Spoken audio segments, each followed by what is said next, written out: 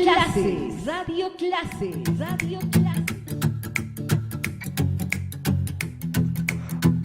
Hola amigos de Galileo Galilei, soy Zomer Waldimar Checoyacama para cuarto de secundaria comunitaria productiva.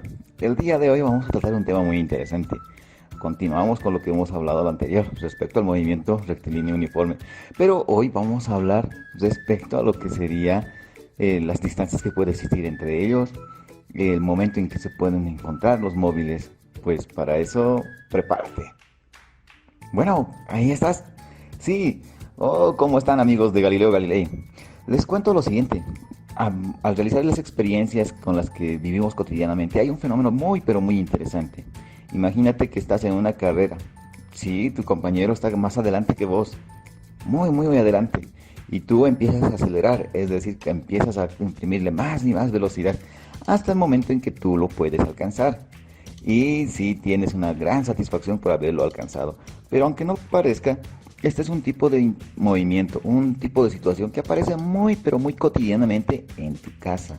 Sí, diariamente, cuando vemos un móvil que está en movimiento y vienes tú en otro y lo alcanza. Sí, puede pasar esto cuando tomamos el bus, el micro, el minibús, el taxi, no sé, diferentes tipos de movilidades. Nos pasa eso. O cuando estamos apurados, apresurados caminando por la calle y una persona delante de nosotros está caminando. Y entonces nosotros estamos muy pero muy apurados y sin darnos cuenta la hemos alcanzado en unos cuantos pasos. Sí, ¿qué ha pasado? ¿A qué se debe aquello? Pues lo curioso es que se debe a la velocidad. ¿Cómo que a la velocidad? Sí, a la velocidad. Ya que recordemos en el anterior episodio decimos que la distancia que recorres por un determinado tiempo, pues nos daba en cuenta o nos mostraba la velocidad con que iba en móvil. Si te recuerdas que nosotros la anterior semana caminamos un paso por segundo y al final le dimos que ese paso medía 1 metro, entonces era 1 metro por segundo. Sí, ¿verdad? Entonces esa persona que estaba caminando lento entonces daba 1 paso por segundo. Pero en el caso de nosotros, ¿cómo es que lo logramos alcanzar? Y además le pasamos en un determinado instante. Pues ello se debe a que nuestra velocidad fue mayor a la de la persona que estaba delante de nosotros. ¿Sí? ¿Qué quiere decir eso? Como estabas apresurado, entonces tus pasos fueron mucho más largos, no, mucho más cortos tal vez, pero en un tiempo menor, dando lugar a 1,5 metros por segundo. Esa es la velocidad que has debido tener y a imprimirlo. Y con el tiempo, pues vas a lograr alcanzar a la otra persona que tiene la velocidad menor. Sí, para que pueda suceder esta situación, entonces, ¿cómo podríamos calcular? ¿Cómo se podría definir en la física esta situación? Pues la definición viene a darse, pues, la distancia que existía entre la persona que estaba por pasar y la tuya. Esa distancia es la más importante para saber, para poderla determinar. Y la otra, pues, va a ser la velocidad con que tú ibas y la velocidad de la otra persona. Sí, para esa es la información. Y podemos decir que el tiempo para los dos, eso recordemos que alguien si nos estuviese viendo, tú has partido con una distancia o la otra persona ha partido con una distancia mayor a la tuya, sí, con una distancia de referencia. Esa distancia se toma en cuenta, la distancia que existe entre las dos personas y las velocidades que tuvieses. Ahora, para nosotros, si hemos recorrido y nos trazamos una línea recta, hemos recorrido una distancia, sí, una distancia, sí, que sería ni más ni menos que la velocidad que tú has imprimido por el tiempo que empleas en recorrer esa distancia. Sí, exactamente. Y para la otra persona, coloquemos la línea de meta justamente al nivel donde tú has trazado tu distancia, pues hasta ahí es la distancia que recorre esa otra persona por la velocidad que imprime esa persona y el tiempo que emplea. Sí, exactamente. Lo interesante a esto es que, ¿cómo será el tiempo? El tiempo para que tú recorras la distancia y el tiempo para que recorra la otra persona. ¿Serán iguales o serán distintas? Sí, piénsalo un momento. Claro, son iguales. El tiempo para nosotros son iguales. Recuerda que eso lo indicamos en la mecánica clásica, la mecánica de Newton. Para nosotros el tiempo, en este caso, es universal. Es para nosotros, es igual. Sí, ese aspecto tenemos que tomarlo en cuenta. Ya hablaremos en algún momento cuando hablemos de la relatividad, ahí sí va a ser más interesante. Pero en ese punto, digamos que en estrechos espacios o espacios pequeños, pues podemos decir que el tiempo para nosotros es universal. Entonces el tiempo para ambos va a ser igual. Sí, el tiempo es igual. Ahora bien, la distancia que tú has recorrido es mayor a la que recorrió la otra persona. ¿Qué dices? Pues sí, es mucho mayor. Recuerda que tú has corrido mucho más que la otra persona. Exactamente. O sea, que la distancia que existía entre tú y la otra persona antes de contabilizar para el experimento, ¿cuenta? Sí, cuenta. ¿Y la distancia que recorrió la persona también cuenta? Pues claro, esas dos distancias son iguales a la distancia que tú has recorrido. ¿Cierto o falso? Pues cierto, recuerda que es cierto. Tú has recorrido esa distancia, la distancia que existía entre ustedes dos y la distancia que la otra persona ha recorrido. Esa es la distancia que ha recorrido. Entonces podemos decir que la distancia que tú recorres es igual a la distancia que existía entre ambos. Sí, más la distancia que recorrió la otra persona. Exactamente. Ahora, podemos hacer algo bien interesante. En vez de colocar esas longitudes, podemos colocar las ecuaciones. ¿Qué ecuaciones? Que distancia es igual a velocidad por el tiempo. Sí, exactamente, te diste cuenta. Ni más ni menos, ¿verdad? Entonces ya tenemos unas ecuaciones muy hermosas. Lo que podemos hacer ahora con estas ecuaciones es, como la velocidad que tú has imprimido es mucho mayor a la velocidad de la persona, entonces esa que se quede como positivo. Le vamos a restar la distancia que recorrió la otra persona. Es decir, la velocidad que tú ibas por el tiempo de alcance le vamos a decir, menos la velocidad que recorría la otra persona por el tiempo de alcance. ¿Sí? Es igual a la distancia que existía entre ustedes dos. Ni más ni menos, ¿cierto? De esta manera entonces se puede factorizar, ya que el tiempo es común para ambos. Y lo que tendríamos es que el tiempo de alcance, el tiempo que hemos empleado en que tú recorres esa distancia total o la distancia que ha recorrido la otra persona, pues va a ser igual a la distancia que existía entre ustedes dividido entre la diferencia de velocidades que existe. Sí, te das cuenta que es muy pero muy sencillo tratar de resolver este tipo de ejercicios. Y a esto lo denominamos nosotros como el tiempo de alcance. Sí, es muy sencillo, ¿verdad? Ahora bien, yo sé que en algún punto te ha debido pasar lo siguiente, que tú ibas al colegio o tu madre también iba al colegio, cuando te olvidabas, no sé, algún cuaderno, algún libro, puede ser, o alguna situación que tienes que llevar al colegio. Pero tú regresabas totalmente despistado hacia casa para recorrer porque faltaba la hora para el colegio y tu madre, recordando que tenías que llevarlo, va en busca de ti. Y sin darse cuenta, recorren las mismas distancias, ¿sí o no? Es la distancia de tu casa hasta el colegio. Pero no se encuentran en un punto, o en la casa o en el colegio, sino en un punto medio, en el camino entre los dos. ¿Te ha pasado alguna vez? Pues te cuento que a mí sí me pasó bastantes veces, pero aquí habrá algo de extraño, algo de extraordinario. ¿Podremos saber cómo es el tiempo en el que se encuentran ambos? Pues claro, es la misma operación, ni más ni menos, solo que en este caso vamos a sumar las velocidades. Sí, es exactamente. Es decir, la distancia que existiría entre tu casa y el colegio es la distancia total, que va a ser igual a la distancia que recorre tu madre desde tu casa hasta el momento donde te encuentres. Y la distancia que tú recorres, pues va a ser la distancia del colegio hasta el momento en que te encuentres con tu madre. Sí, o con la persona que tenía que traerte el objeto, claro. Entonces, esas dos distancias podemos sumarlos y va a ser la distancia entre el colegio y tu casa. Sí, ¿ves que es interesante? Ahora bien, la distancia entonces le vamos a decir así como distancia total, que va a ser igual a la distancia que recorre tu madre más la distancia que recorres tú. Sí, ni más ni menos.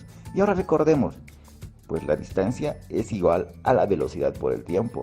Sí, esa ecuación la estamos utilizando bastante claro, porque es la ecuación para el movimiento rectilíneo uniforme, es decir, para el MRU, cuando hablamos de velocidades constantes.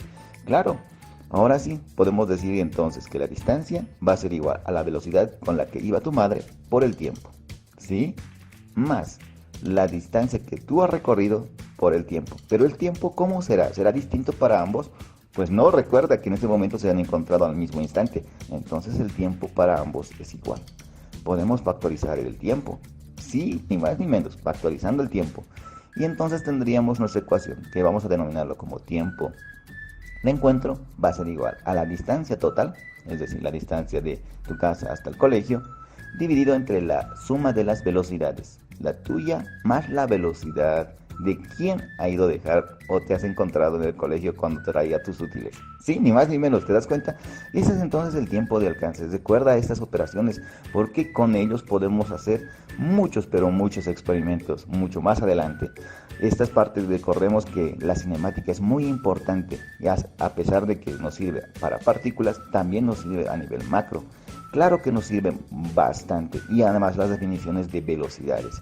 Conmigo entonces, hasta la próxima. Pero me estaba olvidando, no te vayas a ir.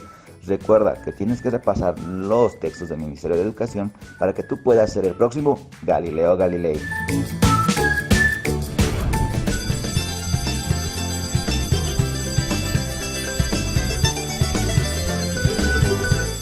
Radio Clases, Radio Clases, Radio Clases. Buenas estudiantes de toda Bolivia. Saludamos a Beni, Pando, Santa Cruz, Tarija, Potosí, Oruro, Cochabamba, Chuquisaca y La Paz. Bienvenidos a esta clase de química para cuarto de secundaria. En el micrófono su maestra Zulema Calizaya, y todos estamos en la sintonía de los elementos químicos. Hoy estaremos hablando sobre el número de masa, el número atómico de los elementos de nuestra tabla periódica, así como la diferencia que hace a los isótopos, isóbaros, isótonos isoeléctricos. Entonces, mi estudiante, ponte cómodo y, como siempre, ten a tu lado la confiable tabla periódica para que nos puedas recordar los elementos. Recordaremos, mi estudiante, que en una clase anterior escuchábamos que los átomos están formados por partículas subatómicas, que son muy fundamentales. Estas son el electrón, el neutrón. ¿Qué más, estudiantes? Recuerda. Excelente. El protón y el núcleo, que consta también de una envoltura o denominada nube electrónica, que es un espacio que está constituido por electrones. Estos están ocupando orbitales y subniveles de energía. Entonces también recordamos que en el núcleo se encuentran los protones de carga, excelente mi estudiante, de carga positiva, y los neutrones que no tienen carga. Sin embargo, en los orbitales se encuentran los electrones de carga excelente, de carga negativa. Mi estudiante, en tu tabla periódica observarás al elemento sodio de símbolo Na, que tiene un número, busca, masa atómica excelente, 23, y su número atómico 11. Muy bien, mi estudiante. Si sodio fuera un átomo eléctricamente neutro, el número 11, que es el número atómico, nos indicará que tiene 11 protones y 11 electrones. Así es, mi estudiante. Y si buscamos potasio, su número atómico será 19. Excelente, mi estudiante. Y esto significa que tiene, ¿cuántos electrones? 19. ¿Y cuántos protones? 19. Debido a que está eléctricamente neutro. Entonces te pregunto, si existe un elemento que tiene 17 protones y 17 electrones, ¿cuál será su número atómico? Excelente, mi estudiante. Será también 17. Representado por la letra Z, el número atómico y representado por la letra A, el número de masa. Conociendo estos datos que vienen de nuestra tabla periódica, mi estudiante, si observas, podremos resolver ejercicios para encontrar el número de neutrones que se encuentran en el núcleo de cada átomo. Y en la página 202 de los textos de aprendizaje del Ministerio de Educación podremos observar que tenemos una fórmula que nos indica A es igual a Z más N. ¿Qué significa A? El número de masa es igual a Z, número atómico, más N, que es número de neutrones. O podemos decir que el número de neutrones, N, es igual a la masa atómica menos el número atómico. Ejemplo, busca a calcio, que es muy importante para nuestros huesitos. Excelente, mi estudiante. En tu tabla podrás observar que su número de masa es 40 y su número atómico es 20. ¿Cuántos neutrones tendrá calcio en su núcleo? Recordamos que el número de neutrones es igual a la masa atómica menos el número atómico. Entonces calculamos, mi estudiante. La masa atómica es 40 menos el número atómico, que es 20. 40 menos 20. Sí, mi estudiante. Exactamente nos da 20. Entonces el número de neutrones será igual a 20. Continuamos. Y nos vamos con potasio. ¿Cuántos neutrones tendrá potasio si su número de masa es 40 y su número atómico es 19? Calculamos, mi estudiante, calculamos. Número de masa menos número atómico. Y la respuesta es... tic-tac, tic-tac, tic-tac. Excelente, mi estudiante. Tiene 21 neutrones. Ahora, ¿alguna vez viste personas gemelas con el mismo rostro en la calle? De seguro. ¿O viste trillizos? De seguro, mi estudiante. Con los elementos sucede de la misma manera. Y a estos se los llama isótonos, isótopos, isóbaros. Dos hermanos idénticos, pero con distintos nombres. Sucede, ¿cierto? Entonces, en la química, vamos a decir que los isótonos son átomos de elementos diferentes, pero con algo en común. Y es el número de neutrones, mi estudiante. Y calculamos. Manganeso tiene masa 55 y número atómico 25. El número de neutrones será 55 menos 25, 30. Pero por ahí camina también hierro, de símbolo Fe, de masa atómica 56 y número atómico 26. ¿Cuántos neutrones tiene? Y sí, calculaste muy bien, también tiene 30 neutrones. Pues observamos que manganeso y hierro son hermanos isótonos porque tienen la misma cantidad de neutrones en su núcleo. Ahora vamos con los isótopos. Son elementos porque tienen algo en común.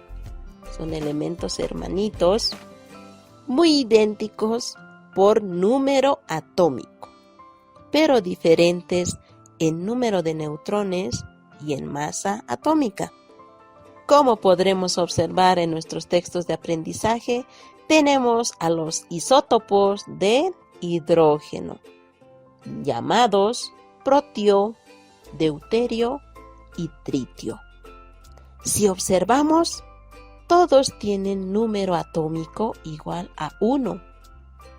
Sin embargo, el protio tiene 0 neutrones y su masa atómica es 1. El deuterio tiene un neutrón y su masa atómica es 2. Por otro lado, el tritio tiene 2 neutrones y su masa atómica es 3. Todos tienen número atómico 1. Por eso se denominan isótopos. Y así pueden observar que el carbono también tiene 3 isótopos, o el nitrógeno. Por otro lado, existe otro tipo de elementos que también tienen semejanza. Esta vez tienen el mismo número de masa, pero diferente número de neutrones y diferente número atómico. Allí nos encontramos en los ejemplos con argón, calcio y potasio. Buscamos algo en común. Calcio tiene masa 40, número atómico 20. Argón tiene masa 40, número atómico 18. Y potasio tiene masa atómica 40 y número atómico 19. ¿Me puedes decir en qué se parecen? ¿Qué es lo que llevan idéntico? Y excelente, mi estudiante, el número de masa. El número de masa es el mismo en calcio, argón y potasio. Todos tienen número de masa 40, pero diferente número atómico. Calcio tiene 20, argón 18, potasio 19. El número de neutrones en calcio es 20, en argón es 22 y en potasio es 21. También existen los isoelectrónicos. Estos elementos tienen una misma configuración electrónica y tienen el mismo número de electrones, como en el caso del cloro y el calcio. También lo estaremos viendo en nuestra siguiente sesión. Y de esta manera, mi estudiante, buscaremos varios elementos que tengan algo en común, algo idéntico. Puede ser el número de masa, puede ser el número de átomos atómico o puede ser el número de neutrones. Y los denominaremos isótopos, isótonos, isóbaros o isoelectrónicos. Pero, ¿por qué estudiamos estos elementos? ¿Para qué se los debe diferenciar? Pues una de las aplicaciones más grandes en la medicina, mi estudiante, y que salva muchas vidas, es este famoso isótopo denominado cobalto 60. Este elemento sirve para el tratamiento del cáncer, mi estudiante, porque emite una radiación con mucha energía y hoy en día está salvando muchas vidas en la medicina. Pero ahí no termina. Tenemos también isótopos artificiales a nivel industrial que son producidos en laboratorios nucleares por bombardeo de partículas subatómicas en las centrales nucleares. Uno de estos isótopos artificiales que se crea en laboratorio es el cesio, que se usa en las plantas nucleares para generar energía eléctrica. Y de esta manera puedes investigar para qué es usado, por ejemplo, el carbono 14. Lo utilizan mucho los arqueólogos, los que van descubriendo nuestros antepasados, los fósiles. Te lo dejo de tareita y no olvides que el maravilloso mundo de los elementos químicos lo podemos encontrar en nuestra cita. Se despide su maestra Zulema Callisaya Callisaya. Hasta una próxima clase de química. Con la satisfacción del deber cumplido, por hoy, aquí termina Radio Clases. Radio Clases. Para fortalecer los saberes y conocimientos de niñas, niños, señoritas y jóvenes. 2022, año de la Revolución Cultural para la despatriarcalización, por una vida libre de violencia contra las mujeres. Ministerio de Educación del Estado Plurinacional de Bolivia.